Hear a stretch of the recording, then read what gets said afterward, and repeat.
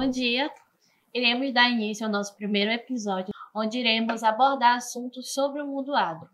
E para início deste novo projeto, nós temos como convidado o professor Dr. Altamiro, que é especialista em orgânicos. E para este episódio, nós vamos abordar sobre orgânicos com o tema orgânicos, uma alternativa para uma produção sustentável. Então, pessoal, bom dia. Sou Luiz Fernando. E a título de curiosidade, a gente queria que o professor falasse sobre suas qualificações, formações e trabalhos com o sistema de produção orgânico. Bom dia a todos. Meu nome é Altamiro Ferraz Júnior, eu sou engenheiro agrônomo formado pela antiga Faculdade de Ciências Agrárias do Pará, hoje é UFRA, 1990, já tem uns anos de estrada aí. Tenho mestrado e doutorado pela Universidade Federal Rural do Rio de Janeiro. Meu mestrado e doutorado, os dois foram em nutrição de plantas, em ciência do solo. E minha história com orgânico foi interessante, porque eu comecei a ser professor aqui muito cedo, né? Comecei aqui com 20 e poucos anos. E daí o primeiro desafio que teve aqui na UEMA foi um curso de pós-graduação em agroecologia. E eu ficava muito desconfortável, porque eu dava aula de agroecologia e produzia lá no meu sítio com todos os venenos possíveis e impossíveis de ser usado na agricultura. E quando os alunos me perguntavam, como é que é lá no seu sítio? Eu dizia, lá é convencional, eu taco veneno, é herbicida, tudo que eu tenho direito, né? Então eu vivi essa contradição aí que me incomodava muito. E eu trouxe um inspetor lá de Minas, o Quaresma, foi um dos fundadores da Associação de Agricultura Orgânica, e levei lá no sítio. E ele disse, rapaz, isso aqui está muito fácil de tu mudar para orgânico. Rapaz, tu tá ficando doido, Quaresma. Naquela época eu nem imaginava, né, que a gente conseguisse produzir orgânico nessa condição de muita umidade, de solos muito ruins. Mas aí ele falou, eu tinha um curral lá, que a gente tinha uma criação. Ainda não tinha criação, o curral era do antigo morador lá do sítio. E aí ele disse, você põe umas vaquinhas de leite aqui, joga esses venenos tudo fora, e você já tem umas aleias, né? Eu tinha umas leguminosas arbóreas, e você vai fazendo manejo devagar. Daí eu comecei, né? Primeiro plantio de milho que eu fiz, eu não colhi nada, né? A gente não tinha ainda, o manejo orgânico não estava ainda redondo. E eu consegui um apoio da FAPEMA muito importante nessa trajetória. A FAPEMA lançou um edital, empresa, universidade, e eu pude concorrer. Eu já tinha uma empresa registrada, tinha alimento registrado, e eu pude concorrer nesse edital. E a gente conseguiu um dinheiro razoável, R$200 mil, e aí deu para a gente, né, comprar os insumos, comprar a embalagem, e daí a gente começou a trajetória dentro da agricultura orgânica. Aí a gente também pegou o auxílio dos professores do programa de pós-graduação em agroecologia, nas respectivas áreas, pessoal da entomologia, professor Raimundinho, professor Guzmão da piscicultura, professor Emanuel, então a gente sempre trocava figurinha com eles, né? E eles foram também muito importantes nesse processo. E aí a gente conseguiu produzir orgânico certificado. A Alimento foi a primeira empresa maranhense certificada na produção de hortaliça, porque já existia o pessoal da cooperativa de Lago do Junco produzindo coco-babaçu, óleo de coco-babaçu certificado como orgânico. E existia também o pessoal lá daquela fazenda Boa Esperança com acerola, plantio de acerola certificado. Então essa é a minha história com orgânico. Mas a minha certificação ela durou 3 anos, né? Então a gente teve várias dificuldades aí com o mercado e a gente acabou deixando de ser certificado e fazendo somente a produção e venda direta para os consumidores que acreditavam no nosso trabalho, tá? E hoje a Alimento mudou de foco, ela está mais trabalhando na área de assistência técnica com agricultores do que produzindo orgânicos. Certo, professor. Mas então, o que seria o sistema de produção orgânica? É bom que fique bem claro, né? O sistema de produção orgânico não é um sistema que muda os insumos permitidos na agricultura convencional. Então, quem está pensando, como o pessoal me falou uma vez, a gente plantou 1 hectare de mamão orgânico lá em São Domingos do Maranhão, e aí um cara plantou fumo do lado e o vírus passou do fumo para o mamão. O problema está bem aí. Não existe 1 hectare de orgânico de nada. O sistema de produção de orgânico, ele tem regras, ele tem legislação por trás. Então não adianta eu querer pegar 1 hectare e substituir os insumos. Não posso usar super simples, mas posso usar fosfato natural. Não posso usar ureia, mas posso usar esterco e dizer que aquilo ali é orgânico. Isso não vai certificar, não vai funcionar, né? Como não funcionou o mamão lá. Então o sistema orgânico ele precisa ser mais complexo, ele precisa ter uma boa diversidade. Então quando a gente produzia hortaliças na Alimentos, a gente tinha mais de 20 espécies de hortaliças sendo produzidas. Por quê? Porque você precisa adotar alguns princípios fundamentais. Rotação de cultura, por exemplo. Não tem como eu plantar milho, como a gente vê por aí, né? Produtor de milho convencional. Ele planta milho, o milho às vezes ainda está, ele cortou, ainda está o colmo lá, ele vem e planta semente de novo. Isso não funciona na agricultura orgânica. A agricultura orgânica, a monocultura sequencial não funciona. Você precisa ter consórcio, precisa ter rotação, né? Então, você precisa preservar a mata. Uma vez um médico me chamou, ele comprou 8 hectares próximo ao mangue, desmatou tudo, zerou tudo. E me chamou lá e queria produzir orgânico. Isso só não devia ter nem me chamado aqui, o que eu vou fazer? Né? Então, é um cuidado que você tem que ter. Eu preciso preservar as áreas de mata, eu preciso preservar nascentes. Por quê? Porque essa área de mata, essas nascentes, elas ajudam nos controles. Quando você parte para a agricultura orgânica, você não pode fazer os controles que você faz no manejo convencional. Se tem um mato, eu jogo um herbicida, se aparece um inseto, eu jogo um inseticida, um fungicida. Você não pode fazer isso. Então você tem que ter os auxílios naturais, as áreas de mata, as áreas de preservação permanente, as culturas consorciadas são importantes para que os inimigos naturais das pragas se multipliquem ali e possam nos ajudar no controle das pragas e doenças, certo? Então, já fazendo um link com essa colocação que o senhor fez, quais seriam as principais dificuldades no manejo de pragas e doenças, tendo em vista as suas experiências como produtor? Certo. O problema maior é o seguinte, é o manejo. Vou dar um exemplo para vocês aqui que vai ficar bem fácil de entender. Quando eu plantava milho convencional, o milho é um dos produtos da horticultura, o milho verde, que ele mantém um preço. Então, eu fazia um cálculo assim, se eu plantar 2.000 metros de suco, eu vou colher mais ou menos 4 milheiros por semana, a R$1 a espiga, R$4.000. Esse é o cálculo que eu fazia. Verde, né? Espiga verde, milho verde. Tá, então a gente ia seguindo plantando milho em cima de milho. Resultado, depois de algum tempo, mais dois plantios desses, aparece uma praga chamada cigarrinha, que inocula um espiroplasma, que dá um complexo de enfesamento, ou seja, a planta de milho não consegue produzir, não consegue crescer, o prejuízo pode chegar até 100% da produção. Então, é um problema de praga decorrente do manejo inadequado.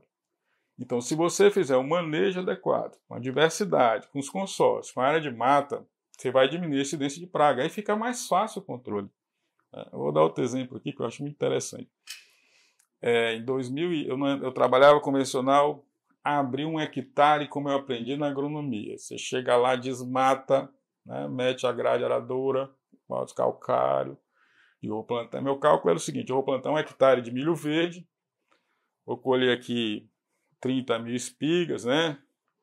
Vai botar 40.000 espigas, vou trocar meu carro depois que eu colher esse milho. Beleza, plantei tudo convencional, né?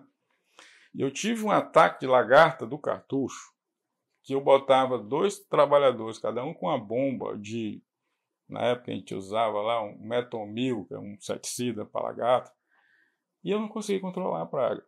Eu perdi praticamente, não troquei carro, coisa nenhuma, isso eu me agilidade. Então, quando eu mudei para o orgânico, acabou a lagarta do cartucho? Não acabou. Ela aparece. Só que ela aparece numa situação mais fácil de controlar. porque sua área está mais equilibrada, a quantidade de inimigos naturais está maior. Então, a gente faz o quê? O que é que eu posso usar? Eu posso usar um inseticida biológico, à base de Bacillus thuringiensis, você aplica lá e controla a lagarta. Então, você não tem mais aquele desespero de praga que você tem. É fácil a gente entender isso. Ó. Por que o nosso sistema alimentar é falido? Presta atenção. Por que a gente pegou essa Covid e matou quase todo mundo, aí, um monte de gente, né? Se eu tenho uma granja de suíno, certo? E entra uma peste suína clássica ali, uma doença, a chance disso passar para todos aqueles animais que estão tudo junto, aglomerado, comendo um tipo de comida só, é muito grande. É a mesma né? raça, né? Então a mesma coisa aconteceu com a gente, aglomerado aqui na cidade, com uma base alimentar estreitíssima, né? São 20 alimentos que a gente usa na alimentação diária nossa. Então a base alimentar é extremamente estreita comparada à base alimentar dos indígenas que saem na mata comendo um monte de fruta, um monte de coisa. Então, a mesma coisa acontece na lavoura convencional. Entrar uma praga ali, né? O estrago é muito grande. E tem coisa que não consegue controlar. Não sei se vocês lembram, surgiu uma lagarta aí chamada Licoverpa, acho que uns 6 anos atrás, não lembro, que saiu dizimando tudo. Ah, vamos usar o transgênico. Beleza, te conversei com... Falando isso, não pode usar transgênico na agricultura orgânica. Falei com o vendedor de semente da Pioneer esse ano, ele me disse, rapaz, Altamiro, a gente não está mais nem vendendo milho dizendo que é transgênico, que é resistente à lagarta, porque a lagarta quebrou a resistência de todas as variedades de milho que eram vendidas como resistente à lagarta. Então, eu acredito que essa não é a saída, esse não é o caminho. Ah, você é contra o agronegócio? Não, não sou contra. O agronegócio ele tem seu espaço, tem sua importância para o país, mas eu acho que é interessante que os nossos pensadores, os nossos fazedores de política pública comecem a pensar numa transição, numa mudança. Um exemplo, uma fazenda em balsa de 30 mil hectares, produzindo soja ou milho, empregando 0,3 pessoas por hectare, vamos mudar isso. Se eu tivesse 30 mil hectares, com agricultores familiares, produzindo um modelo agroecológico orgânico, com assistência técnica, com recursos, a quantidade de comida, de alimento que poderia ser produzido nesses 30 mil hectares era muito maior do que milho e soja. Eu faço um cálculo, um hectare nesse sentido, nesse manejo, dá para você produzir aí pelo menos 15 toneladas de comida ano. Se você pegar milho e soja, né, você vai ter 3 toneladas de soja, e 4, 6 de milho, 10 toneladas. Numa incerteza terrível com essa quebra de produção que deu agora por conta da incerteza climática aí. Então, é muito mais interessante mudar esse manejo para o manejo orgânico, agroecológico. Certo. E foi, o senhor comentou durante a pandemia, onde o mercado de orgânico ele ganhou maior notoriedade, as pessoas começaram a pensar mais sobre em relação à saúde, né? E o mercado orgânico, os produtos orgânicos começaram a ganhar um maior espaço dentro do mercado. Assim, o mercado de orgânico ele cresce a uma taxa muito grande. Eu não sei de cabeça, mas, por exemplo, se a indústria de alimentos cresce a 5% ao ano, o mercado orgânico ele cresce a 15%, 20%. A gente trouxe uns dados aqui de 2012 a 2019, cresceu mais de 300%. De 2012 a 2019. Certo. Em 2022 tinha em torno de 25 mil produtores cadastrados pelo mapa. Então é um crescimento muito, muito grande. Muito grande.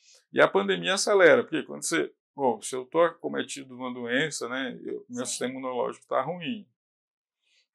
Um dos problemas do sistema imunológico está relacionado à alimentação. Né? Tem correlações aí fortíssimas. Você vê, o que mais causa morte nos hospitais é resistência microbiana a antibióticos. Né? A pessoa tem uma infecção e aí toma uma ampla gama de antibióticos e não consegue controlar a infecção, a pessoa morre. Uma das suspeitas é que a resistência microbiana a antibióticos é decorrente do que a gente se alimenta. Não podemos esquecer que a maioria das transgenias, genes são transferidos junto com o gene de interesse, e um desses genes transferidos é um gene de resistência a antibiótico, é um gene marcador. Então, há suspeita grande de que a resistência microbiana antibiótica ela é causada por alimento que a gente consome, né? Alimento alterado, né? Geneticamente alterado. Certo, professor. Então, é uma dúvida que a gente tinha em grupo, e uma dúvida que surgiu na minha cabeça também, e sem querer ser óbvio, sei lá, de alguma outra forma, já que o senhor tem formação aí na área de nutrição de plantas, o senhor não acha que poderia ser mais flexível em relação à legislação essa utilização de fertilizantes sintéticos, fertilizantes químicos, já que eles não toleram, não admitem? Então, o senhor acha que não poderia ser aceito, porque tendo em vista que, a partir do momento que esse fertilizante é aplicado, e ele é disponível numa forma, por exemplo, nitrogênio, ele fica disponível na forma de amônio, e a planta absorve dessa forma. E o nitrogênio orgânico, proveniente de um esterco, de uma cobertura morta, ele vai sofrer ali a amonificação e vai ser absorvido dessa mesma forma. Você não acha que poderia ter uma flexibilização, tendo em vista que a adubação orgânica também sai um pouco caro? Adorei esse teu questionamento aí. É isso aí. Olha só, tem países que permitem o uso de ureia na agricultura orgânica, salvo engano, nos Estados Unidos permite. Por que a legislação fechou, impedindo que esses fertilizantes, supertrio, super simples, né, cloreto, potássio, ureia, que são adubos de alta solubilidade? O que significa isso? A velocidade de liberação dos nutrientes é muito alta.